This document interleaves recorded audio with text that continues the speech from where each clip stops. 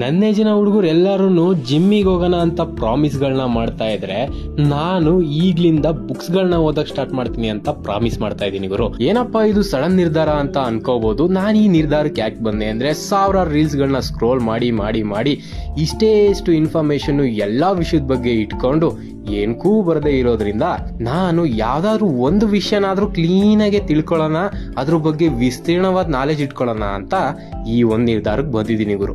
ನಾನ್ books ತಗೊಳ್ಳೋದಕ್ಕೆ ತುಂಬಾ ಕಡೆ ಹುಡುಕ್ತಾ ಇದ್ದೆ, ಆದ್ರೆ ಕಮ್ಮಿ ರೇಟಿಗೆ ಬುಕ್ಸ್ ಗಳು ಇಲ್ಲೇ ಸಿಗ್ತಾ ಇರೋದು.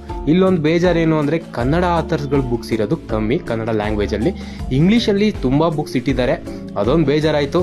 ಇಲ್ಲೇ ಹೋಮ್ ಡೆಕೋರೇಷನ್ ಐಟಮ್ಗಳು ಕೂಡ ಇಲ್ಲೇ ಪಕ್ಕದಲ್ಲೇ ಇಟ್ಟಿದ್ದಾರೆ, ನೀವು ಅದನ್ನು ತಗೋಬಹುದು. ನಾನು ಪರ್ಟಿಕ್ಯುಲರ್ಲಿ ಬುಕ್ಸ್ ಬೇಕಿತ್ತು, ಬಂತು. ಇಷ್ಟು ಇಂಗ್ಲಿಷ್ ಆಥರ್ಸ್ ಬುಕ್ ಅಲ್ಲಿ ಕನ್ನಡ ಆಥರ್ ಬುಕ್ ಹುಡುಕಿ ಎತ್ಕೊಂಡು ಹೋಗ್ತಾ ಇದ್ದೀನಿ. ಈ ವಿಡಿಯೋ ನಿಮ್ಗೆ ಏನಾದ್ರು ಇಷ್ಟ ಆಗಿದ್ರೆ ಲೈಕ್ ಮಾಡಿ ಅಂತ ಹೇಳ್ತಾ, ಓದುಗರು ಕೂಡ ಜಾಸ್ತಿ ಆಗ್ಲಿ ಅಂತ ಹೇಳ್ತಾ ಈ ವಿಡಿಯೋ ಇಷ್ಟಕ್ಕೆ ಕ್ಲೋಸ್ ಮಾಡ್ತಾ ಇದ್ದೀನಿ. Thank you.